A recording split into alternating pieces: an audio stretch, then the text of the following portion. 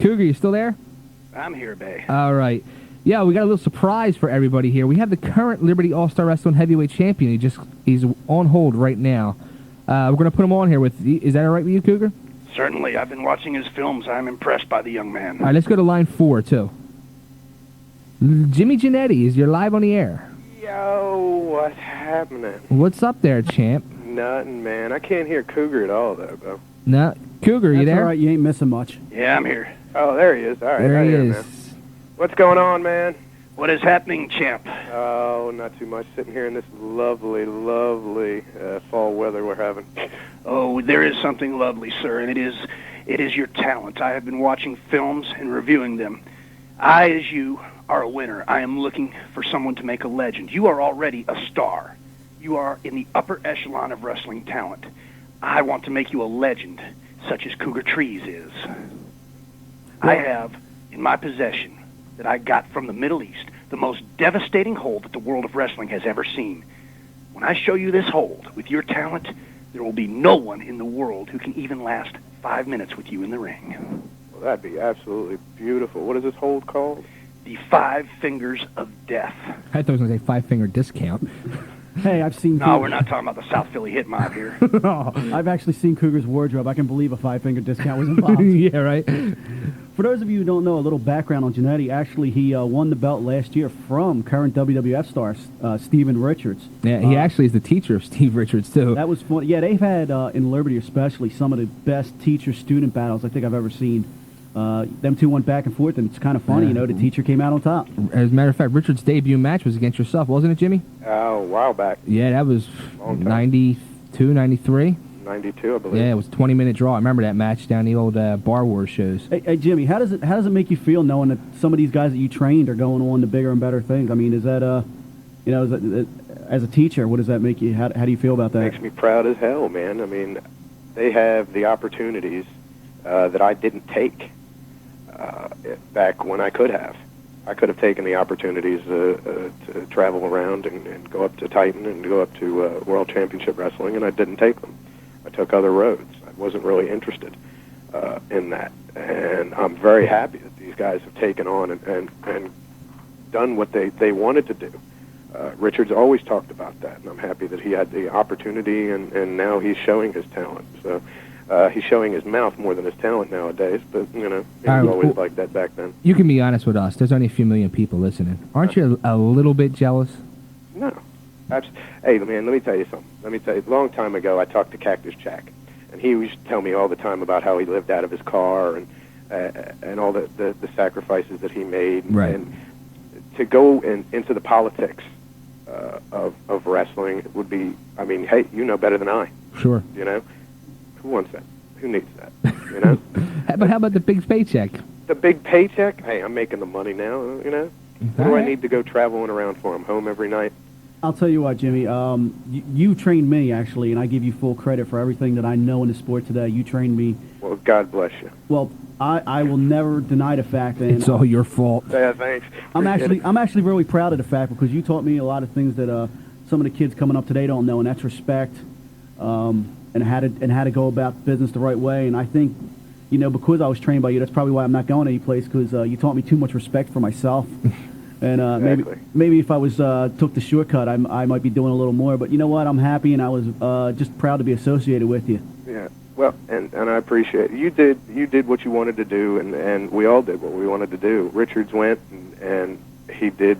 He stuck around in ECW. He basically got battered and bloodied most every time he got in the ring. Almost ended his career too. That's what he wanted to do. That's what he felt he needed to do. Maybe it was the discipline that he needed. I just got one to go on to better things. But man, when you got guys out there, and there's a lot of talent out there right now who's just come in, and they're working hard to get their way up. But there's a lot of guys that don't know what they're doing. And rather than most of these promoters around here paying them, you know, $5 to go out there and kill themselves, you know, rather than pay the veterans that know what they're doing to go out there, you know, it's people would rather take the shortcut. It's funny you brought that up because I just actually did a little article on my webpage about the same thing going on in wrestling right now. This whole taking these guys for $5-6 and then trying to get me to take a shortcut with them, and I'm refusing to do it. And some stuff came up. I'll send you the article.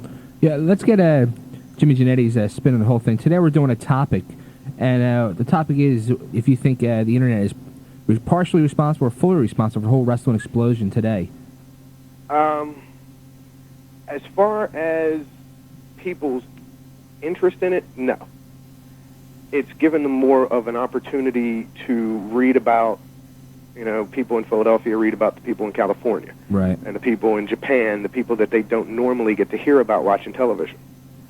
That, yes, the internet has exploded that and made the news more, available to the people. Right. As far as the business aspect of it, and that's mainly what's exploded, is, basically wrestling said, hey, we don't care anymore. We're going to show everything that is life. We're not going to put it in the background anymore. We're not going to hide it from the people. Why? They already know it's there. Right. It's about time. Let's go and let's just explode this stuff out and just, dirty laundry. Here it comes. And that's what it is today, man.